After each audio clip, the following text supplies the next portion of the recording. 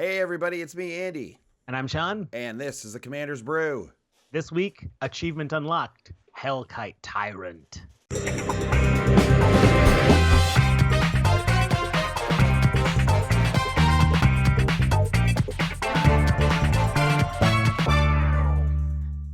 Hey everybody, welcome back to episode 119 of the Commander's Brew Commander podcast. Sean, what's happening? Oh man, it's Halloween Eve. That's right. As we record this. That's true. But it is Monday, so all of the parties sort of happened already. Now it's just for the kids. Yes. Tomorrow. That's right. The kids are going to go out and get their candy, and I'm not going to be home. Oh yeah, are you going to turn the lights out and hide? No, I'm legit not going to be home. Okay. But no, they're not going to get candy from our house even our downstairs neighbors aren't going to be around either, so oof. I'll tell you what.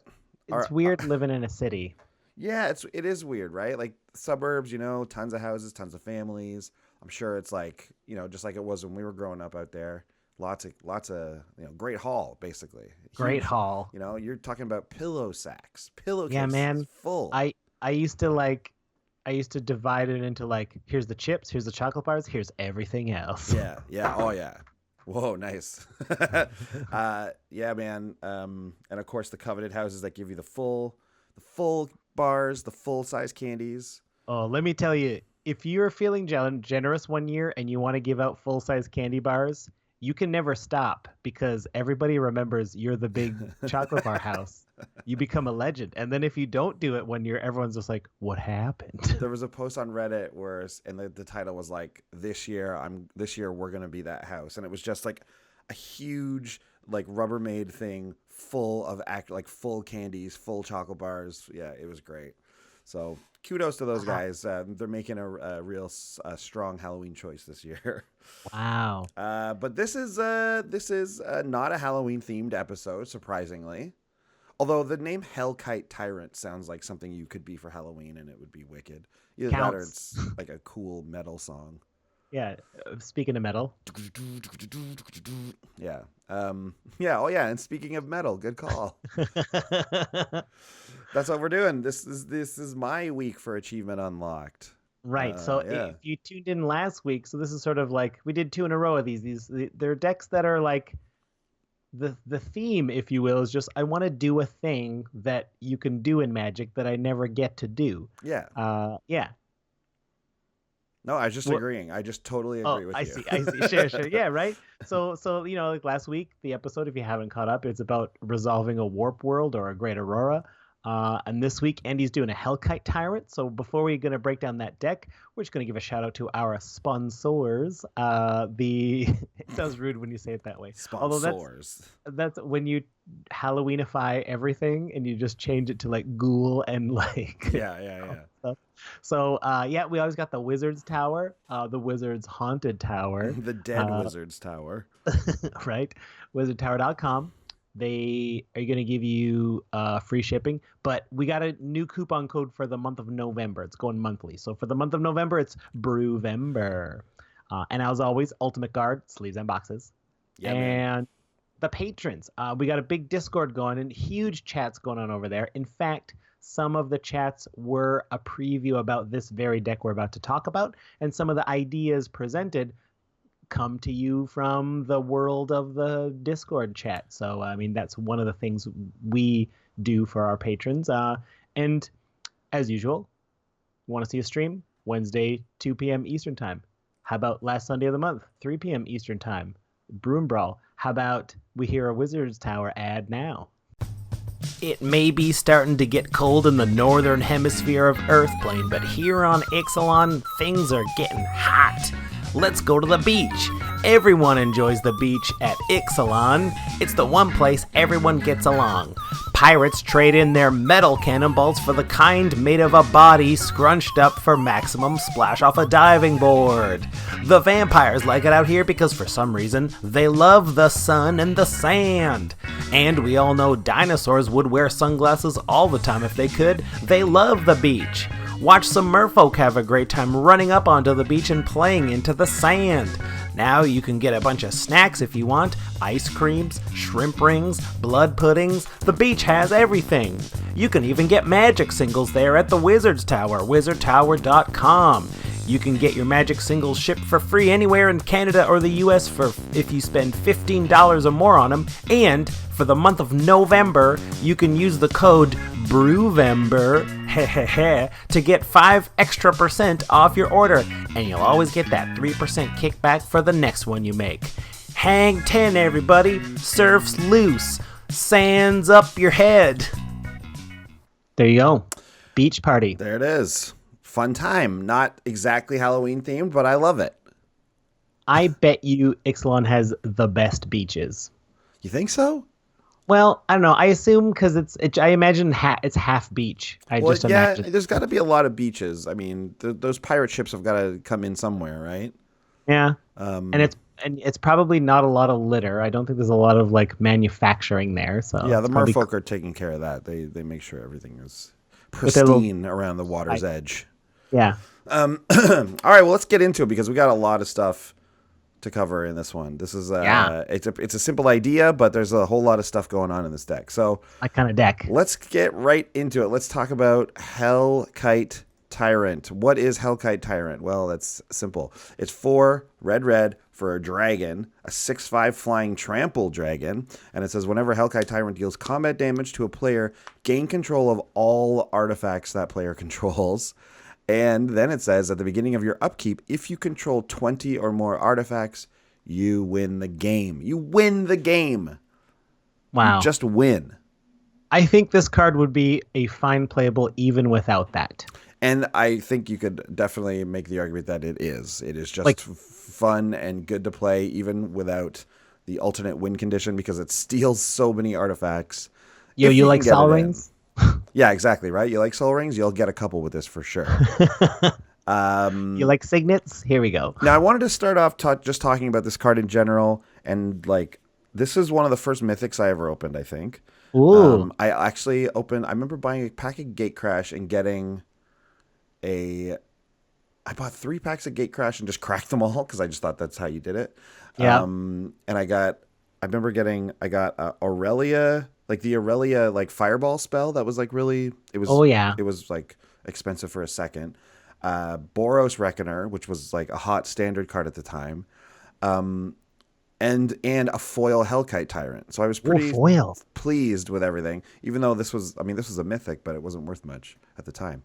But I've been enamored with this card ever since, just because of these crazy abilities that it has, right?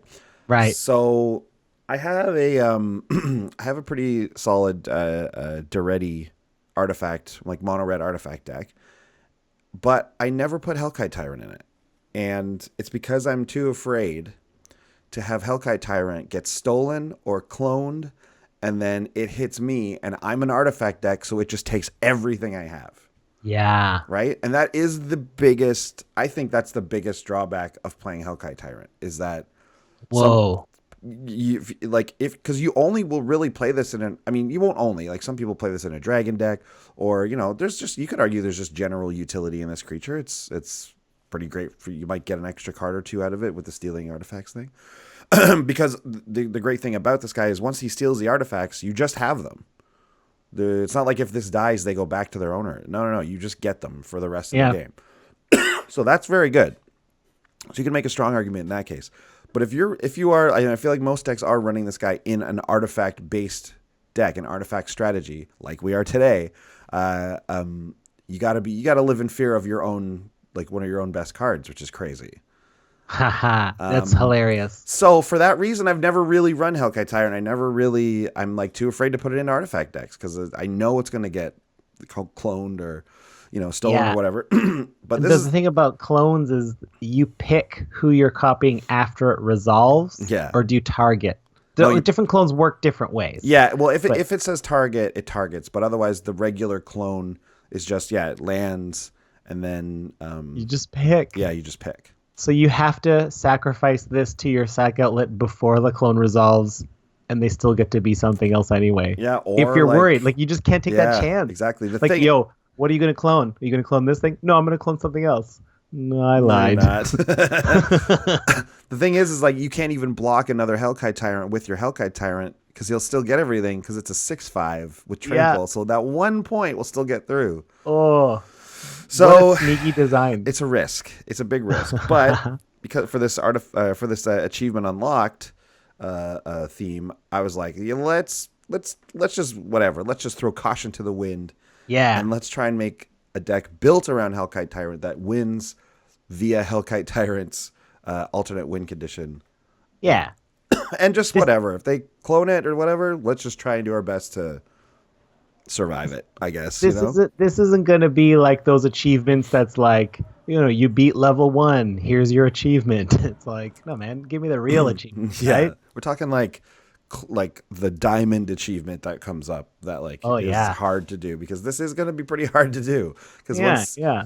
but the good thing is I'll just say this, obviously we're going to try and make tons of artifacts on this deck and then we're going to win with that condition. The good thing is like the first time you play this deck, people might not know that you're gunning for a Hellkite Tyrant win, so they might not even know it's coming. So you've got that going for you anyways. But let's get into actually what's happening in the deck. How are we going to do it? Who's the commander of this deck, for example?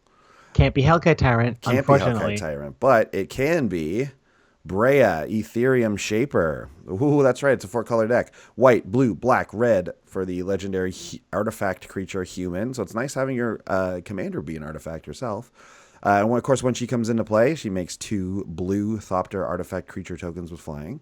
So your commander alone represents 3 of the 20 artifacts you need to win. Plus, She has the very helpful abilities of pay 2. I guess it's one ability, but pay 2, sacrifice 2 artifacts, and then you choose one of these 3 things. Breya deals 3 damage to target player. Target creature gets -4/-4 until end of turn, or you gain 5 life. Just some general helpful things. You can kill some creatures. You can, I don't know, like get through some damage if you need to finish somebody off, or just in a pinch, you can gain some life.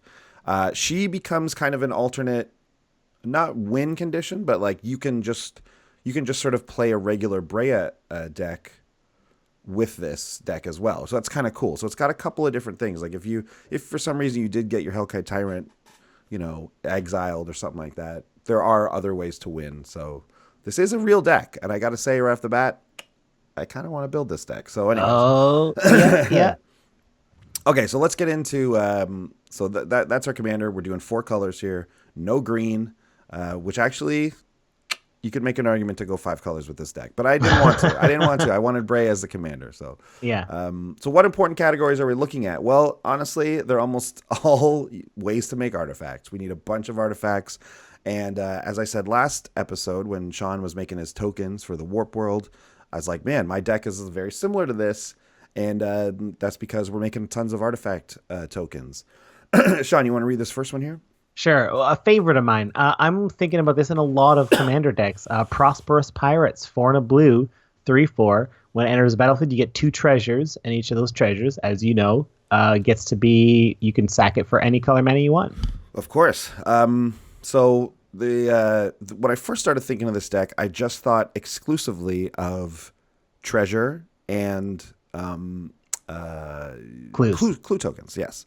So I did have green. I was thinking of building like a teamer deck at first, and then I just kind of, as I did more like looking into it, I was like, okay, well, green actually doesn't bring that much to the table in a budget version of this deck. So instead, we'll sort of branch off. But Prosperous Pirates was a card I thought of right away. It helps with the casting in this 4-color deck, of course. So you can, if you need that black to cast something and you don't have any black mana sources, you can go ahead and use those treasure tokens. Don't worry about hanging on to those for Hellkite Tyrant. Like the deck switches back and forth from holding on to artifacts at the right time, but also very much using them to draw cards and to play your spells.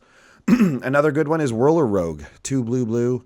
For a 2/2, and then when Whirler Rogue enters the battlefield, you put 2 1/1 colorless Thopter artifact creature tokens with flying onto the battlefield, and then if you tap 2 untapped artifacts you control, target creature can't be blocked this turn. Ooh-wee. That sounds good with your Hellkite my Tyrant. Hellkite Tyrant, right? But yeah, just these are the first category here, by the way, is the ETB artifact makers that we have. So Whirler Rogue, Prosperous Pirates, they're both solid. We got another good one here too. Yeah, we got Precursor Golem. It's 5 generic for a 3/3, and when it enters the battlefield, you put 2 additional 3/3 colorless golem creature tokens. So you basically get 9 power, 9 toughness over 3 creatures. But it's got this weird thing. Whenever a player casts an instant or sorcery spell that targets only a single golem, that player copies that spell for each other golem their spell could target. Each copy targets a different one of those golems. It's kind of like the idea that all of these golems are linked, so whatever happens to one is going to happen to all of them automatically. And if you have any extra like changelings or like other golems somehow sticking around there, and it doesn't matter if they're all in one controller's board. Like it targets all golems in the game. That is true. You could like if for some reason you had a golem tribal deck in your meta, you could run a precursor golem to like target yourself. I'm not too worried about that downside of precursor golem just because using a removal spell to get rid of 3 of your artifacts might seem okay, but there's going to be so much more going on that precursor golem it's not even going to be a high priority for them. We don't really have anything that makes golems also. I feel like you're happy if they waste a removal spell on your golems because you've got some way better targets in there. And there are some sack outlets in this deck, so like you could before they cast it or something, like you can just, if you're worried about it, you can just get rid of the precursor golem and just have the other 2 golems kicking around. Now I think though if you sacked in response, I think those spells would still get replicated for the other golems, right? Yeah. It's on the cast trigger. Yeah. So it's if someone casts a spell on your initial precursor golem, or any golem actually, then it will be copied. So yeah, if you're super worried, make the precursor and right away sack the precursor so you only have plain golems lying around. Yeah. And this is an all-star and a classic. It's Mirror Battlesphere. 7 generic for the artifact Mirror Construct, the 4/7. When it comes into play, you put 4 1/1 colorless mirror artifact creature tokens on the battlefield. And whenever Mirror Battlesphere attacks, you may tap X untapped mirror you control. If you do, Mirror Battlesphere gets +X/+0 until end of turn and deals X damage to defending player. We actually have a lot of ways of making mirror in this deck. So Mirror Battlesphere can also do some serious damage just with the attack trigger and the tapping of the other mirror. So this ends up being a house in this deck, actually. Not just for the token generation, but for itself as well. Dude, I just noticed about the art. The 2 front mirrors look like they're made of wood. Yeah, they do a little bit, but that's not right. But there's a bunch of different mirror, like wood mirrors got to be metal, don't they? No, yeah, they do, but like I just mean like they look different. Like this one's just the brown kind, like the rust. Oh, mirrors. They're rusty. Yeah, okay. Like there's like little brown mirrors as well. Little brown mirror. Anyways, so these are a bunch of things that when they come into play, they make a bunch of artifacts as they come in. So you're happy to bounce these guys or blink them or recur them, which is all stuff that this deck can do. Oh man, we're in those colors. Now, if we're not talking about entering the battlefield abilities, well, we're talking about activated abilities, and there's a couple of really great ones. This one that Sean and I recently had in a deck in a draft that we just did. Why don't you take this one? Yeah, Deadeye Plunderer is 3 blue black. It's a human pirate. It's a 3/3, and it gets +1/+1 for each artifact you control. So in this environment, you're probably getting a 10/10 or more for 5 mana, which is pretty good. And then you can pay 4, so 2 blue black, to create a colorless treasure artifact token. And as we know, treasures get to tap and sack for mana.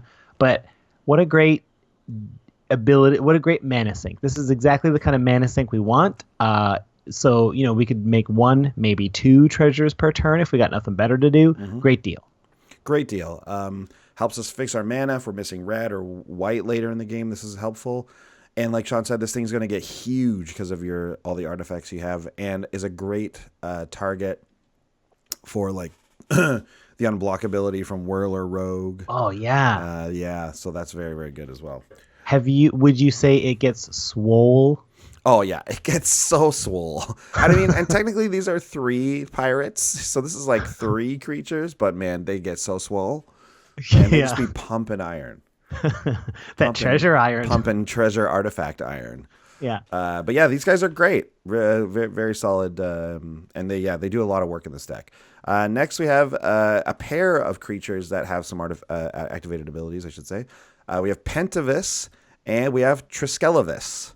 Pentavis is the 7 mana 0/0 that comes into play with 5 counters on it. You pay 1 generic to remove a counter from Pentavis and put a 1/1 colorless Pentavite artifact creature token with flying onto the battlefield. They really should be Thopters. And then, no, because it makes Pentavites. Okay. And then you can also pay 1 generic to sacrifice a Pentavite. See, this is why, because you can't just make, it should only work with its own stuff. Okay. They fly off of them and then they fly back on. You sacrifice a Pentavite and put a +1/+1 counter on Pentavis. And Triskelevis is kind of similar, but it's a 1/1 flyer for 7, and it enters the battlefield with 3 1/1 counters on it, so it'll be a 4/4.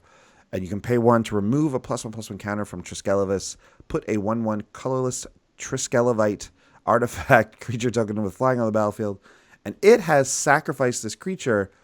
This creature deals 1 damage to target creature or player.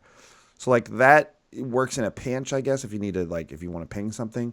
But really, these guys are in the deck to sort of sit there, hold their little counters, and then once you get Hellkite Tyrant out, right before that upkeep trigger happens, you can make all their little guys fly off, and then that activates Hellkite Tyrant. I did that in like my single player testing.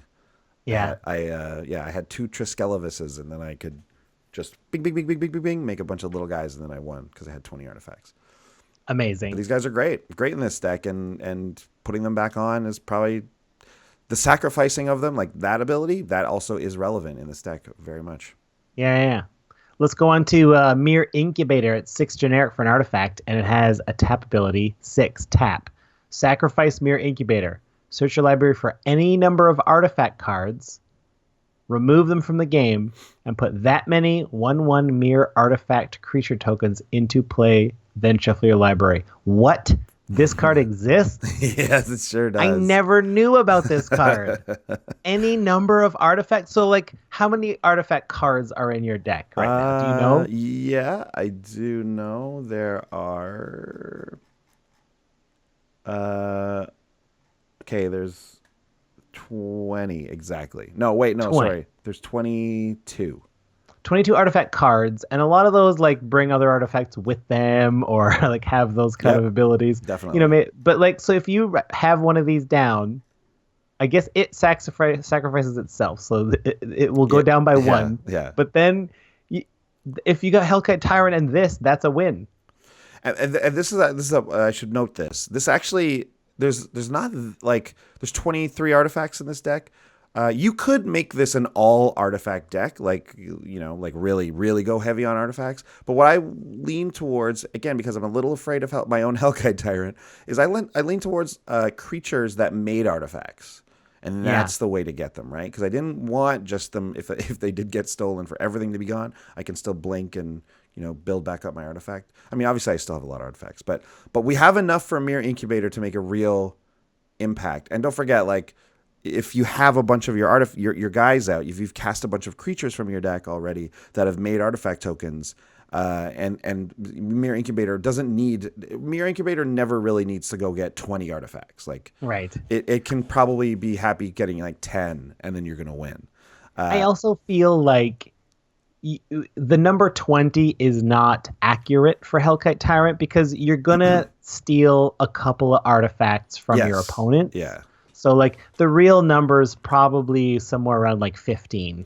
Yeah, you have to be careful though, right? Because you don't want to cast your Hellkite Tyrant too early. And yeah, it can grab you a few artifacts, but you know, the longer it's out there, the longer it's exposed to board wipes and exile effects and things like that. And we really don't want that to happen. So, but Mere Incubator is great because, you know, it comes out for 6 mana, it sits there, and it basically threatens to, at instant speed, put out the 20 artifacts you need to win the game. Wow.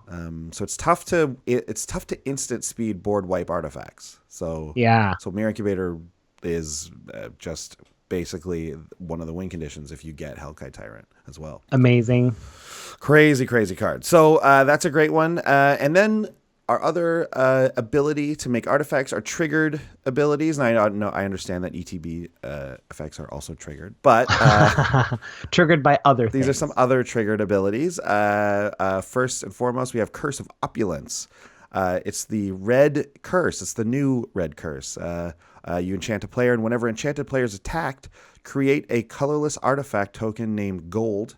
It has Sacrifices Artifact, add 1 mana of any color to your mana pool, so it also is going to help with fixing. And each opponent attacking that player does the same. So it's the most confusing wording, I think, in a modern, like in a recent Magic card. But it's, whenever someone attacks the person with the curse, you get a gold. Whenever you attack the person with the curse, you also get a gold. So you're making a lot of gold. Now, here's the question, though. Do you put this on yourself, or do you put this on... do you put this on yourself to deter people from attacking you because they're going to know that you want a bunch of artifacts? Or do you just say, okay, let's all attack this guy and encourage attacks on the other person? Yeah, I think my opinion is generally put it on yourself. Really? Because you're going to, like... Because then people, unless they know you're going for Hellkite Tyrant as a win con, I think you still want to put this on someone else. Well, but okay, I guess my thinking is most often, like, who do you put it on? Because most often, some people just can't be attacked, right? Someone's got a board that's too good. You can't put it on them because no one's ever going to attack them because they can't. Right. Or you put it on the person whose neck is exposed, who's got nothing, but everyone's probably going to attack them anyway. Well, sometimes people don't. Sometimes people lay off that true. player. So, I think, like, and then whoever is the best to be attacked keeps changing, right? It's terrible if you put it on someone who's weak, but then someone just kills them in one hit, you get 1 treasure, and then Curse of Opulence is sitting there doing nothing because that guy's dead.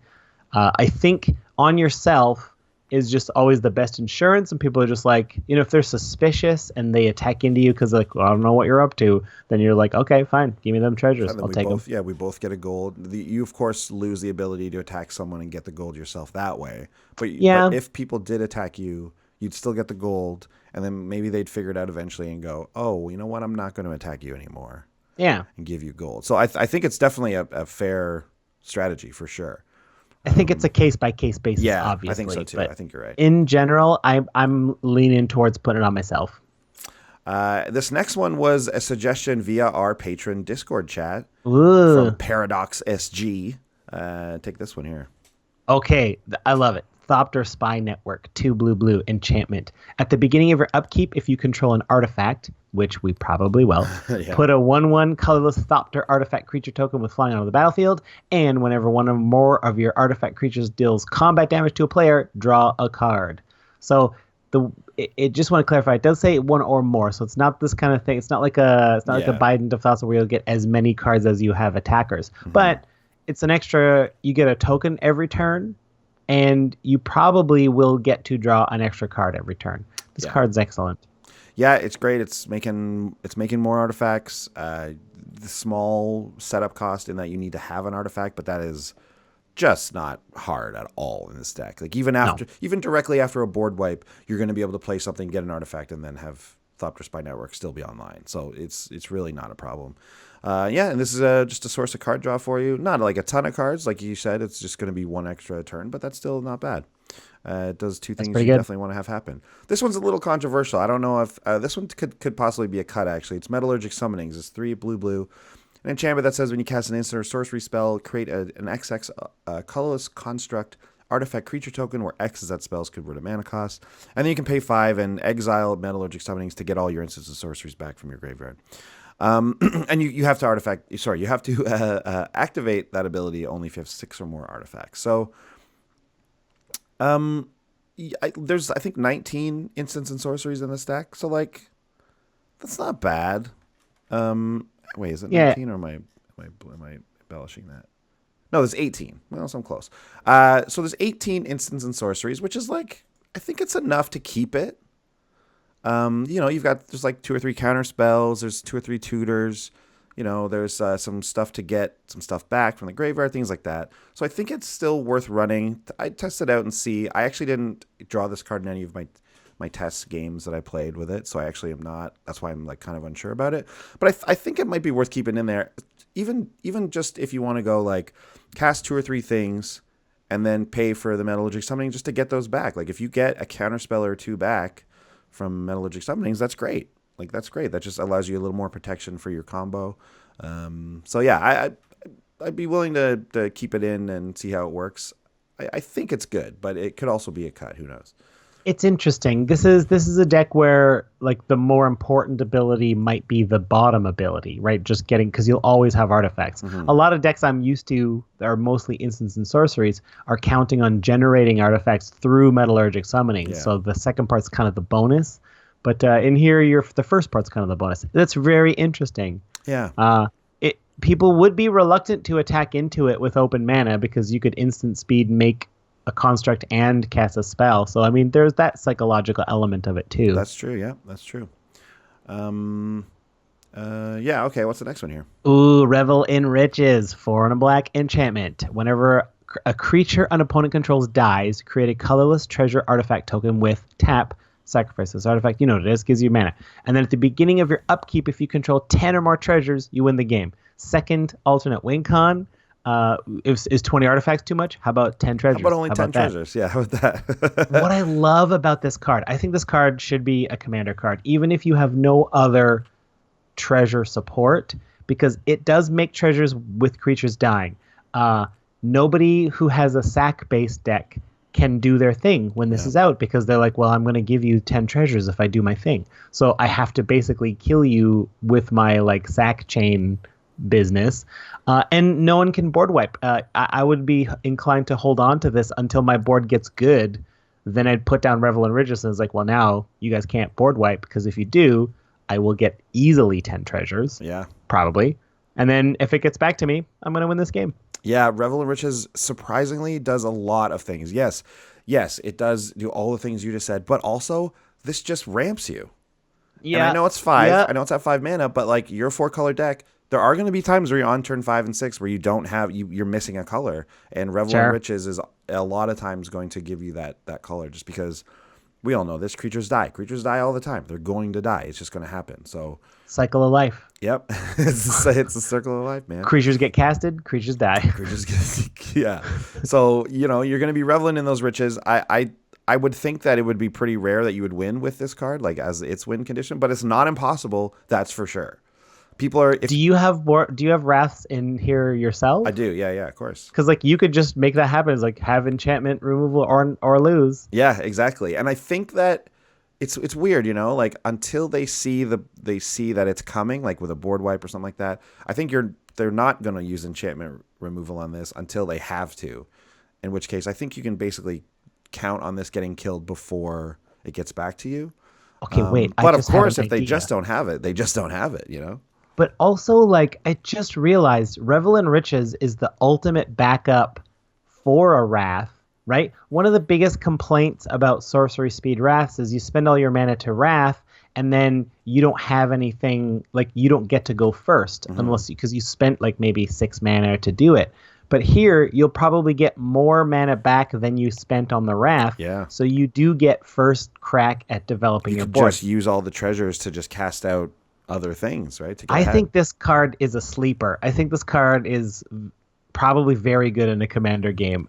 If any of you have resolved one of these, I'm curious to see. It probably affects the gameplay very strongly. Yeah, especially creature-based decks. Obviously, you need to have around, but that's not hard to come by.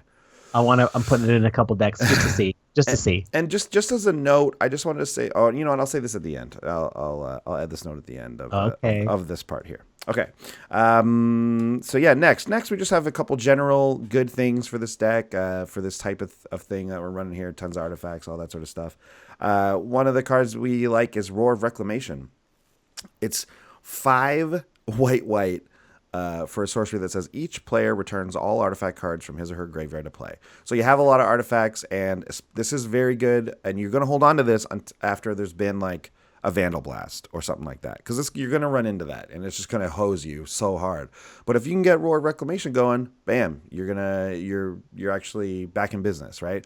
You're going to get all your mana rocks back. You're going to get all your, you're going to get your Mirror Battle Sphere back, or your Triskelivis or whatever. So Triskelius, whatever it's called. it's a heavy price to pay. It's 7 mana, but a lot of times, like I said, you basically do only want to do this after a big Vandal Blast, because then hopefully you'll get back a bunch of that mana in your mana rock. So yeah, it's just kind of a little insurance policy. There's 1 or 2 cards like that in here that do that are, again, just a big Shatter Spree happens or a big Vandal Blast happens. You need a way to get back in the game, and there's a couple cards that do that, and this is one of them. Yeah. Let's talk about Dark Petition. Here's a general goodie. 3 black. Search your library for a card. Put the card in your hand. Then shuffle your library. Tutors, right? When we want to win with Hellkite Tyrant, we gotta look for Hellkite Tyrant. This is a way to do that. It also has Spell Mastery. So if there's 2 or more instance and sorcery cards in your graveyard, add black to your mana pool. 5 mana is expensive for a tutor, they say. Like, because in our format, if we have the dollar bills, we can get 1 mana tutors and 2 mana tutors.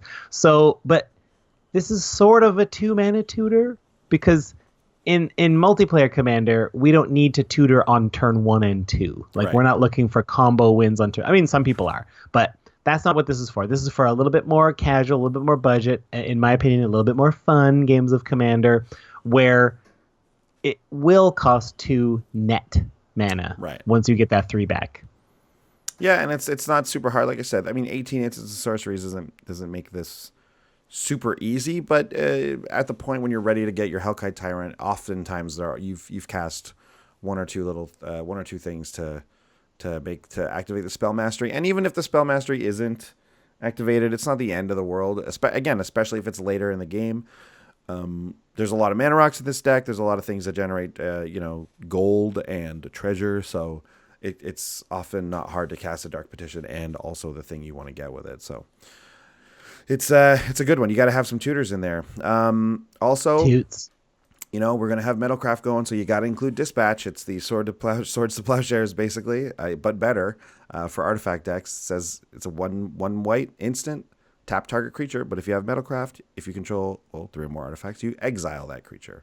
Wow. Simple. Very simple. I always just want to remind everyone that this card exists, because I know I was blown away the first time I saw this card, and I do forget about it sometimes. So I am going to take that reminder and put a Dispatch in one of my artifact-based decks that does not run one yet. There you go. You have to. Dispatch is so great. Basically, like Dispatch and Breya should be, like on EDH Rec, it should be like 100%. Like it should. Every Breya deck should run Dispatch, because she is Metalcraft, so you might as well run Dispatch. You might as well. Yeah. What's next? Oh, yeah, we got Blink Moth Urn. Here's another Discord special. Mr. Hofer brought this to our attention. What a card. 5 generic artifact at the beginning of each player's pre-combat main phase. If Blink Moth Urn is untapped, there's that weird untap tap thing that they used to care about. That player adds 1 generic to his or her mana pool for each artifact he or she controls. It's a board wide effect. So, everyone's got a Sol Ringer and a Signet. So, like, everyone's going to get 1 or 2 bonus mana on their turns, but you're going to get 10 bonus mana on your turn. So that's going to be worth it. Yeah, and that can make a big, big difference. And also, there are ways to tap Blink Moth Urn if you really want to deny people of that extra mana. Yeah. But yeah, this was a good suggestion from the Discord chat as well. And this goes in a lot of artifact decks for sure. It's very, very good. I did want to make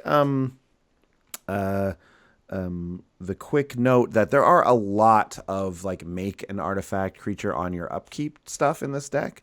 So like you could kind of even gear it towards that and put a Paradox Haze in this deck. I think this might be that's what it's called, right? I'm not just making that up. Yeah. Paradox Haze is the thing that gives you an extra upkeep. So like, it's possible. I didn't put it in this one, but like you could definitely gear it a tiny bit more towards that and really have a lot of fun with extra upkeeps. I think that'd be worth it. Oh man. But yeah, anyways, but that's how it works. So that's the deck. We're making a ton of artifacts. We get our Hellkite Tyrant out and we try and hold the baby until we win, basically. Hold the baby. Yeah. Obviously, like there's some big cards you'd run. We'll talk about that in a second. But there's let's get to the 3 stars here. Let's talk about the ones that really crush in this deck. Oh yeah. That's going to help us talk about the strategy as well. So number 3 is Deadeye Navigator. so good. Still to this day, with What can we anything, say? what can you say? It's just maybe it should be banned. 4 blue for the 5/5 soul bonder. That when they soul bond, you pay 1 in a blue. You can blink either the Deadeye Navigator or the thing it's soul bonded to. Very difficult to remove. It's great protection. Pairs well with your commander. Pairs well with Prosperous Pirates, Whirler Rogue, Mere Battlesphere. Any of that ETB stuff. Is just going to be so huge. So there are a lot of ETB artifact makers in this deck. So our Deadeye Navigator is just a complete all-star. It's just great. Yeah, we all know that. Love this guy. Look at this one. This is one of your favorite cards. This is my favorite right here. Tamiyo's Journal, 5 generic. At the beginning of your upkeep, investigate, make a clue, sack 3 clues and tap this. Search your library for a card, put it into your hand, and then shuffle that library. I just love it. I love, especially if you also want to generate artifacts. Like, it puts more things onto the battlefield. But it's a very nice, like, I kind of look at it like an investment portfolio, where it's just like, I'm going to put a Tamiyo's Journal down, and then over time, I'm going to save my interest, and I'm going to get those clues. If I come across some hard times, I'm going to crack those clues open and cash them in for cards. But if things are good and I just save my pennies and leave my investment account untouched, I'm going to be able to get whatever I want with it. I'm going to save up for a fancy special card, maybe a Hellkite Tyrant for your Battlesphere. Yeah, absolutely. That's exactly what you want to do with Tamiyo's Journal. Obviously, it's an artifact itself. It's great. It's so it's perfect, man. Yeah, it only falls short of being the number 1 star because of one card that it's basically like another copy of Hellkite Tyrant in that you can win the game just from having it and having it set up like you want. And that's Marionette Master. 4 black for the 1/3 human artificer with Fabricate 3. And whenever an artifact you control is put into a graveyard from the battlefield, target opponent loses life equal to Marionette Master's power. This card is a monster in this deck, an absolute monster. If you did get your Hellkite Tyrant exiled or something like that, this is the next card you want, because not only does she come in and can make 3 artifacts, so that just helps you with Hellkite Tyrant, obviously. She can come in and make, you pair her with Deadeye Navigator and the game's just over. But if you fabricate and put the 3 counters on her, which is actually what you want to do, right? So we want to make her power 4, and then your gold, your treasures, your Tamiyo's Journal that's sacrificing clues, your clues as well, like all of this stuff, it just becomes okay. Everyone's dead. There's a couple sack outlets. We didn't really go too deep into the sack outlets. There's only a couple of them, but Breya herself is a sack outlet. Like you're sacking things to Breya. You're doing 8 damage. Because you sacked 2 Thopters, then you're doing that 3 damage that she can do directly to a player. That's 11. Wow. That's pay 2, deal 11 damage. Wow. Or whatever, lose life. But you know what I mean? Like, that's crazy with Marionette Master. So yeah, this card is a monster in this deck. Agreed. And becomes the alternate win con, kind of, a little bit. Yeah. Super secret win cons. So yeah, this deck is a lot of fun because it can do that. Like, it's tempting when you make decks like this to just go completely all in on your fun, weird strategy of Hellkite Tyrant or the Great Aurora. But then it's really great when you can actually say like, hey, we can actually run this as a real deck, because there are, even if that strategy goes down the drain, we do have other things, whether it's a Marionette Master or a Warp World, you're still going to get to do, you're still going to get to have fun and play the deck, because nothing would feel worse than to have your only way of winning just be taken away from you. And you're just like, well, that's that. I shouldn't even be playing this deck anymore then, just because someone swords your Hellkite Tyrant or whatever. Oh, yeah. I keep forgetting that Hellkite is not the commander. So when you keep saying, what if they exiled him? It's like, oh no, just cast it for 2 more mana. It's like, no, that's not how this works. So when it's not in there. Man, there must be... Do you think they'll ever invent a card that maybe it pairs with another card or something, or maybe it's something like a Fiend Hunter, but it only works on your creatures or something like that. Here's what I want. I just thought of it. Okay. It's flash. I don't know what it costs. It probably costs a lot, but it's flash. And when it enters the battlefield, exile one of your creatures. And then when this thing disappears, it comes back into the battlefield. Or you can put that card into your command zone. And then you can just cast it again whenever you want. Ooh, yeah, interacting with the command zone. That's an interesting. Like you get to That's an put stuff in your interesting command zone. can of worms right there, I bet. Oh man, what a can. Do we Give me want to that open that can. can? Are we really wanting to get into that can? I do not think we are anywhere near an emergency situation. Let's crack all those cans open. Let it all spoil. Yeah, I'm not well, saving this for my bunker. no way. No, yeah. I mean, that's a fun thing. I mean, it kind of, they're kind of cards like that. Like you got Gift of Immortality and like, I mean, Gift of Immortality is just a better version of that, really. It's like put that aura on your guy. When it dies, it'll just come back next turn. Like there's ways to, you got ways to kind of do that a bit. Isn't just Banisher Priest do that anyway? Doesn't it just do that? Yeah, but you can't just cast it again whenever you want. That's true, but it comes back in when that thing leaves. It It just comes does. in for free. I guess I just assumed like that was an alternate use for it. Like you can just do the traditional use, or you can put it in your command zone for some other reason. I think Banisher Priest is only opponents' creatures. Right. Yeah, I guess so. You wouldn't have that functionality. It would be no point, Yeah, and you'd have to say it couldn't be your creatures because, like, it could, like, because you can't do that to an opponent's creature. You can Fiend Hunter your own creature though. Yeah. Here's something interesting that I just read on Reddit, and if anyone's following in the ADH Reddit, you might have seen this yourself the last couple of days. There's a crazy rule interaction with something like Banisher Priest. What? Yeah, so if a Banisher Priest comes down, like let's say you have your commander out, Sean. I play Banisher Priest on your commander, and you say, okay, I won't exile it under Banisher Priest. I'll let it go to the command zone instead, right? When Banisher Priest leaves the battlefield, it will pull your commander out of the command zone and back on the battlefield. No way. Yeah. Some crazy, like it's a big thing in an EDH rec. But like the rules, they state the rules like here. I didn't know this is how the rules work. Basically, the post says, but like here it is, and yeah, that's how it works. Isn't that crazy? But it wasn't. But doesn't it have to be in the exile zone? No, it's something about like I didn't like read all the comments and all the discussion about how the rule works, but Fascinating. It really is crazy. I'm just kind of trying to actually look for the post right now real quick. I am also looking for the post, or if you keep looking for the post, I'll talk about other things like artifacts are cool. Okay, you look for the thing. I'll do the yeah, maybe that's I'll better. do the surprises and discoveries here.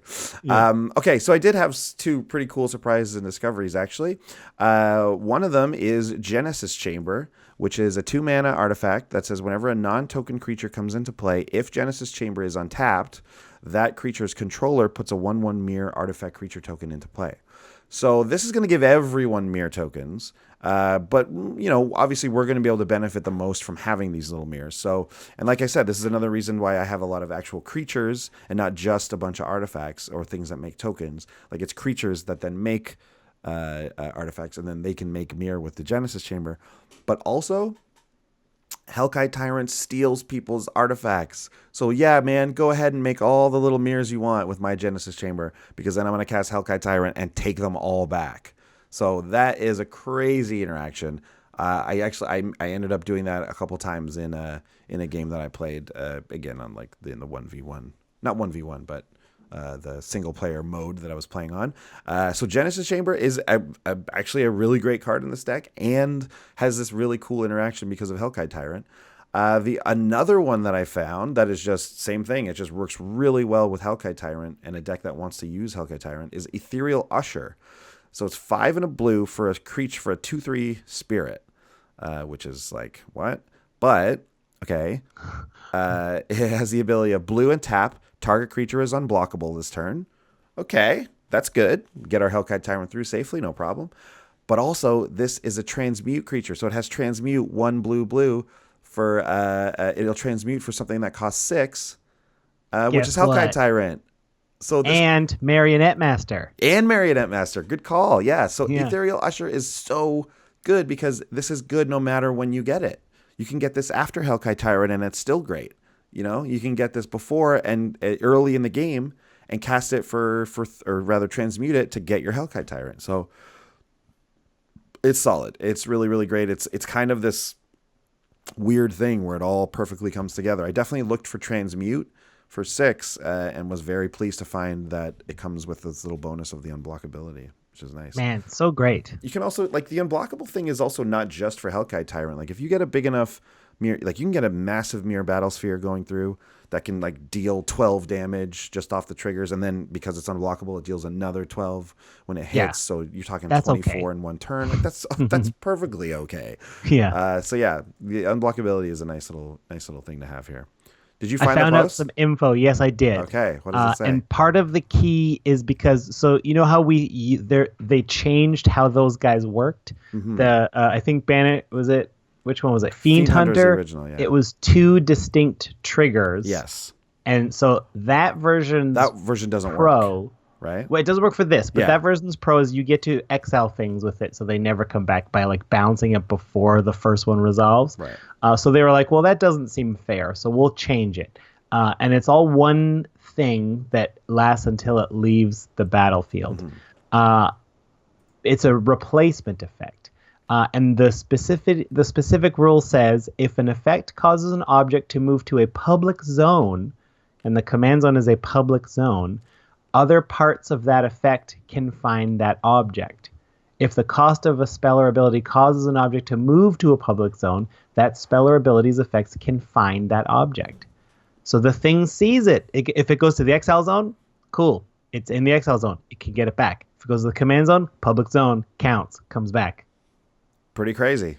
Yeah. Pretty crazy. I'm pretty sure, like, I mean, we've definitely played with abilities like Banisher Priest or any of the enchantments that do it, like the new versions, not the Oblivion Ring Fiend Hunter versions, where it's been like, okay, well, I guess I'm just gonna, put it in the command zone or whatever.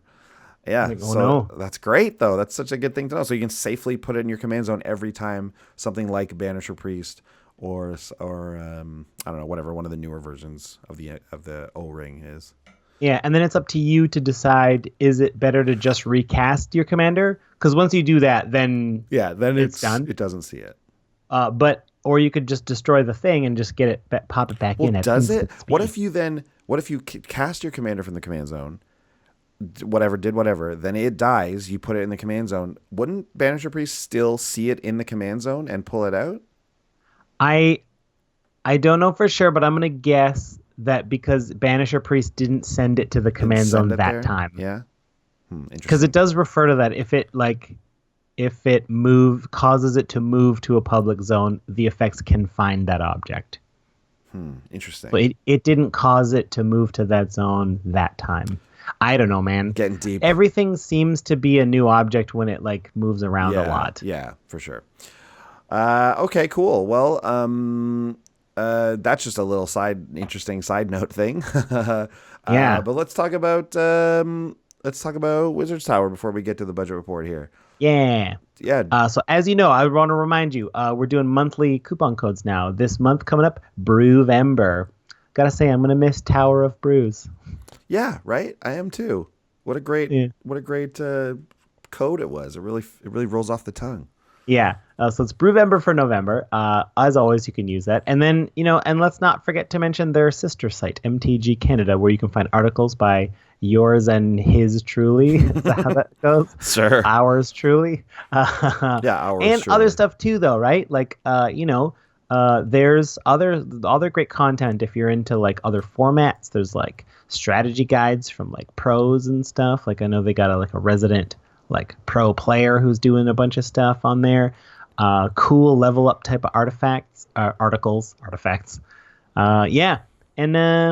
give that a check. Check that out, mtgcanada.com or thewizardstower.com. That's where I like to buy my singles, and I'm going to use coupon. I haven't used a code Brewvember yet, but I'm going to for sure use a Brewvember. Oh yeah, definitely going to use a Brewvember. But now it is time for the budget report. This is where we take all of the cards, and we attack you and take all of your cards. And if we have 20 or more cards, we win, and the other cards don't matter. The good thing is, in Commander, you play with 100 cards, so you definitely will have 20 or more cards. Yeah. Good to know. Good to know that. Yeah, so this deck I had to do a little bit of the old well, not counting Breya. Oh yes. 'Cause What's Breya up to these she days? costs $7, Yeah. 720, something like that. So she's a bit like you could have really like really like stretched the budget here, but then you just miss some cards that you really want. So, anyways, we got a couple good things in here, but without Breya, it's $50.10. So I'm still even over by 10 cents. So, oopsies. Unless you want to buy the oversized foil one, which you can get for 50 cents. That's true. I have done that before. So because the foil one, Sochi was like, I'll just say that this is my commander, which is maybe technically not fully legal. You're supposed to have a normal size card, but since it's never going to go to my hand or the deck anyway, I'm fine using that. Yeah, I mean, I don't think I've ever seen anyone who like plays with the oversized cards. Like, how much is oversized Atraxa? I'm gonna look that up. Can't be much. Because like, why not just use that as your card? Why not? Yeah, I mean, maybe we should start that trend of using the oversized. $1.50. $1.50 for the oversized? What a rip! Yeah. What a rip! Yeah, as opposed to the 25. Yeah, it's a massive rip. No way. But Massive rip. Massive rip. Oh boy. So I'm a little over on the budget here, but you can there's cuts you can make. You can definitely make some cuts and make this work. It's easy. It's like, just don't run Spell Swindle. I didn't know it, but it costs $2. You can run lots of other stuff instead. But we are up and around that $50 range. Obviously, Breya is the most expensive card in the deck at $720, but I think she's just the best commander, no question about it, for this. Unless you wanted to pare down colors, in which case you could maybe cut white out of this deck and still have a pretty solid deck, and so you can have like a Grixis artifacts deck, which makes a lot of sense these days. I mean, black, blue are kind of new artifact colors, and red is obviously a solid artifact color. So you lose the the Esper artifact stuff, but it's not that bad. But Breya is great, so we're gonna keep her. But so if we're not counting Breya, Genesis Chamber is the most expensive card. Genesis Chamber, the one I was talking about. Yeah, it's like $250, but that's as much as we get in here otherwise. So like, this is about like $250. This card's great with Hellkite Tyrant, though. You just get to steal all those guys back. It's so fun. Everyone thinks they're getting value off of your Genesis Chamber, but then you bring out your Hellkite Tyrant and just take them all back. I love it. That's sneaky. It's very sneaky, and I would definitely keep it for that reason. Yeah. And then Hellkite Tyrant himself is $232. Yep. Because like, I still maintain that I think you got the right angle here. It is a little bit risky, of course, to put it in a majorly artifact deck, because if anyone clones it, whatever, like with some sort of haste, or maybe they stunt double it, I don't know. You're gonna get hit with that thing, and you're gonna have a bad time. Yeah. But I think it's worth considering in just like generic decks that don't care about the win condition, because I would happily take like 2 Sol Rings, 3 Signets, and a Gilded Lotus off one of these, please. Yeah, no question. Yeah, no question. You might make the argument that it's even better in those decks because you don't run the risk of someone cracking back at you and ruining your whole game, right? Like, right. Yeah, they might crack back at you and take back the artifacts you stole, plus like 1 or 2 of your mana rocks, but like, that's much better than them taking every single creature you have, plus all your mana and all this whatever, right? So and probably win. Yeah, and then probably win. Exactly. But yeah, the risk is high in this deck, and lower if you just ran it in a normal deck. But obviously we're going to run it, and then I guess the next most expensive card then, because we're not really going to talk about the commander being expensive, is Mirrorworks, which is a 5-mana artifact which says whenever another non-token artifact enters the battlefield under your control, you may pay 2. If you do, put a token that's a copy of that artifact onto the battlefield. We still do have enough artifacts to make Mirrorworks very much worth it. And its sister card, the Minion Reflector, which does the same thing for creatures, which is arguably better in this deck, actually. Oh. Mm-hmm. All them ETBs. Yeah, a lot of ETBs. It's great for that. Yeah. So, very quickly, there's a lot of cards obviously that would work really great that are outside of our budget. We're just going to quickly mention a few because if there's anyone out there who's not under the $50 restraint, you might want to pick some of these up. Sean, why don't you take this first one? Mycosynth Lattice, 6 generic artifact. All permanents are artifacts in addition to other types. All cards that aren't in play, spells, and permanents are colorless. Players may spend mana as though it were mana of any color. It just turns the world into an artifact. Yeah, it just turns the world into a colorless smorgasbord. It essentially makes all mana like colors not care, and everything is colorless anyway. So yeah, I think Mycosynth Lattice is an expensive card. It's like $25. Because there's so many combos with it. Yeah, exactly. And that's the thing, actually. So there's a lot of discussion on the Discord about this card. Our friend Henry specifically mentioned that, like, if you're going to run Mycosynth Lattice, like, there's probably other crazier things you can do anyways. So, like, I don't know. It's almost like not really worth it to run it in a deck like this, which only kind of uses it to win with Hellkite Tyrant. So it's a different achievement that way. Yeah, it is a bit different. But, it still would be a very good card in this deck, no question. The next one is Darksteel Forge, another one that's like, woof, no brainer. 9 mana for an artifact that says artifacts you control have indestructible.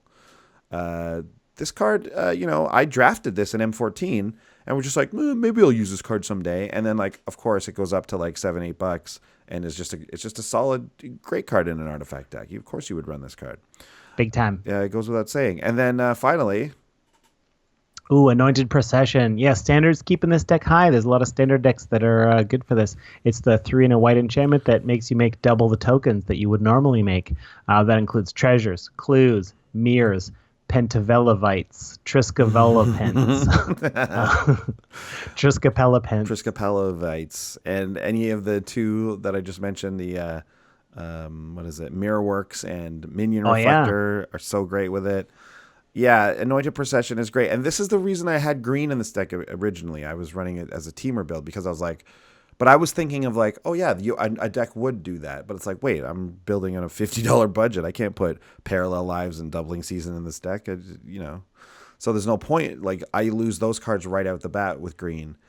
But if you're running a non-budget version, like, and you want, like, Parallel Lives is an unbelievable card in this deck. So yeah.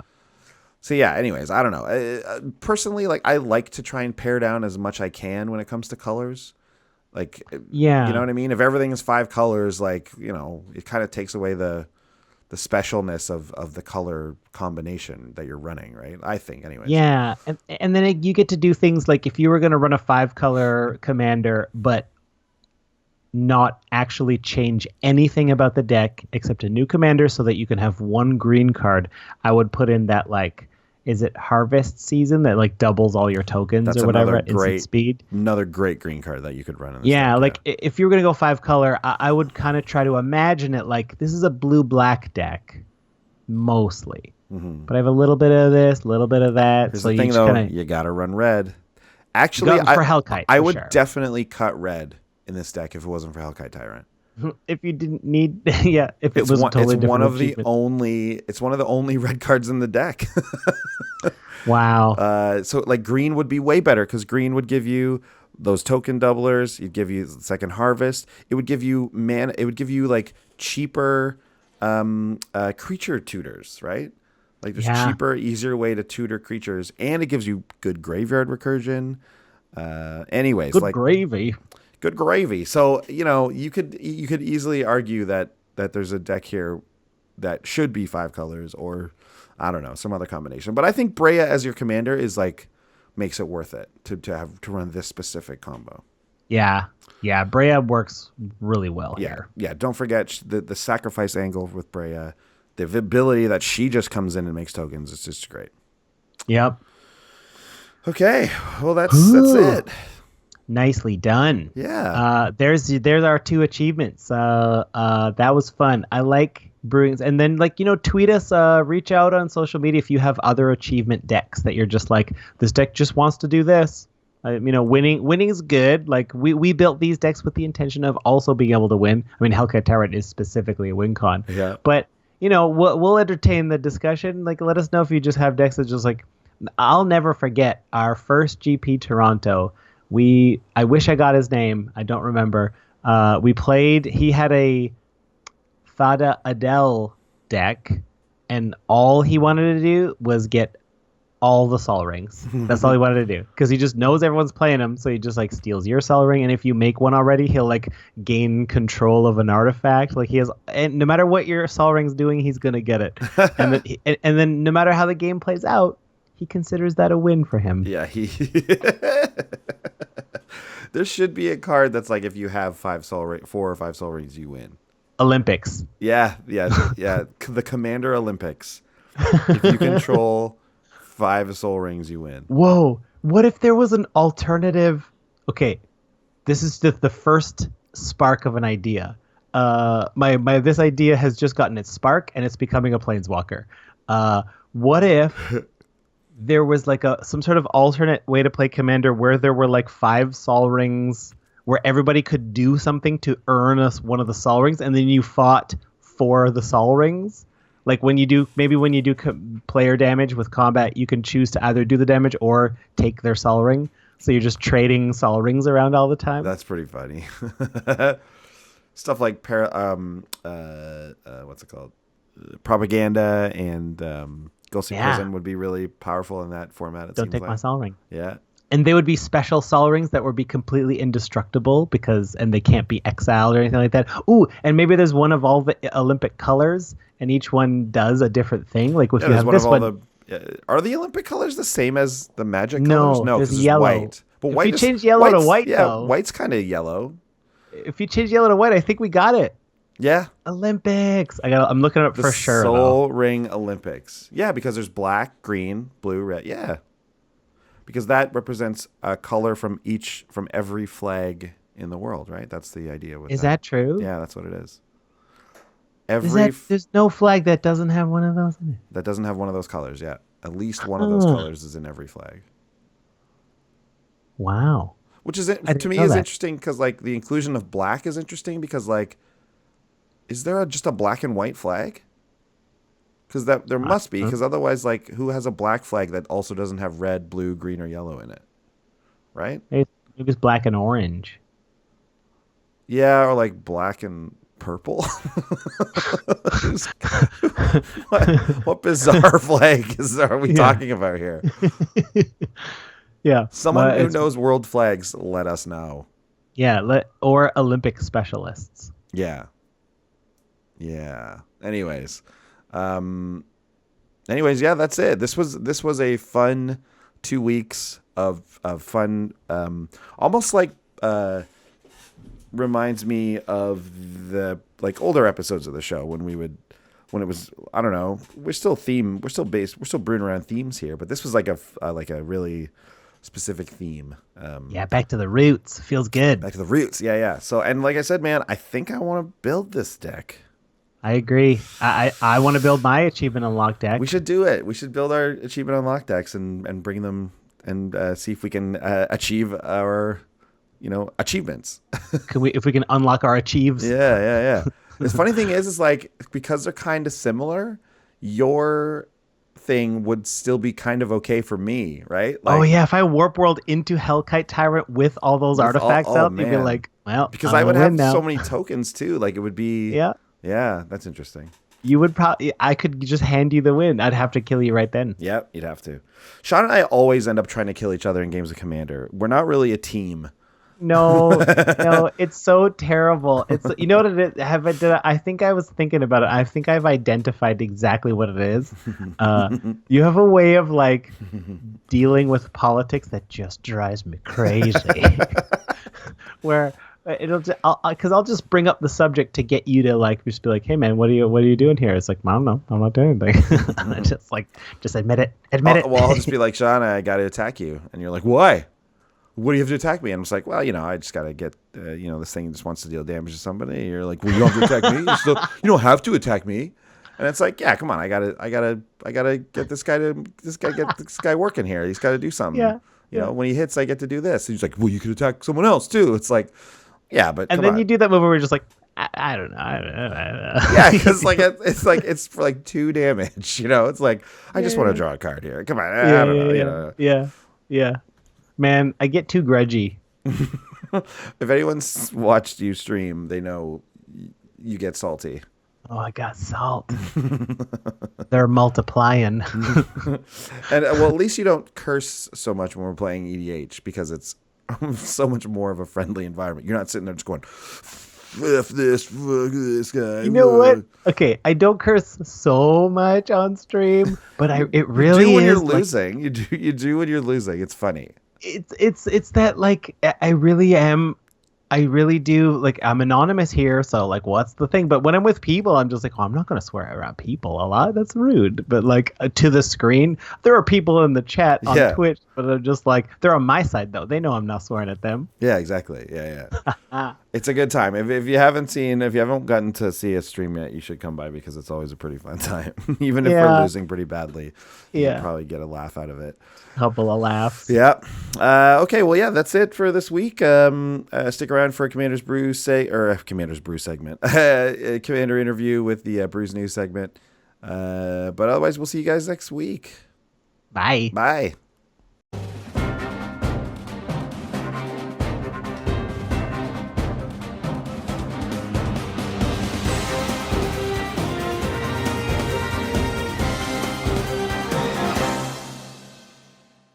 Hello, everyone. Welcome to Brews News. I'm Andy. And I'm Sean. This week, report on business with a pirate.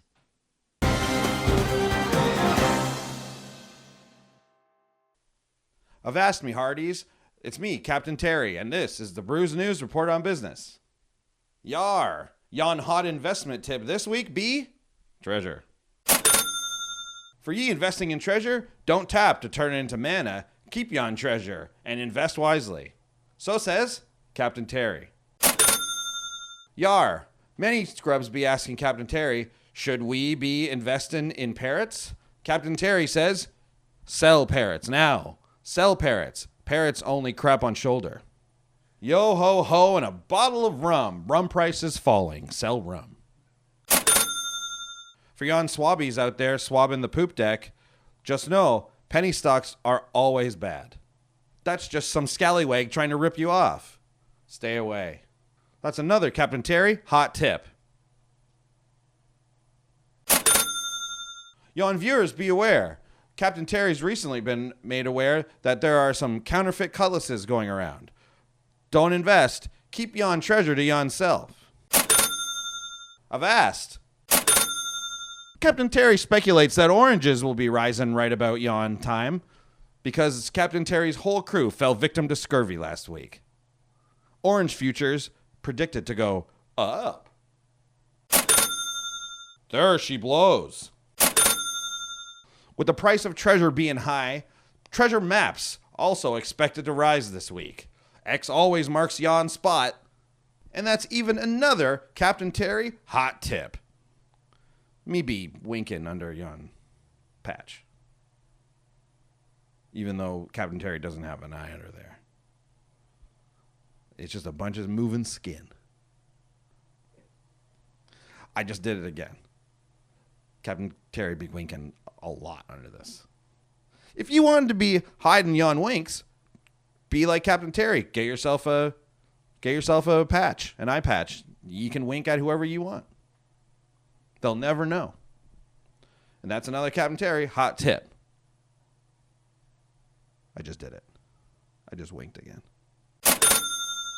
Last week, rowdy bands of merfolk attacked Captain Terry's galleon. Galleon prices expected to rise after Captain Terry needs to buy a whole bunch more of them now.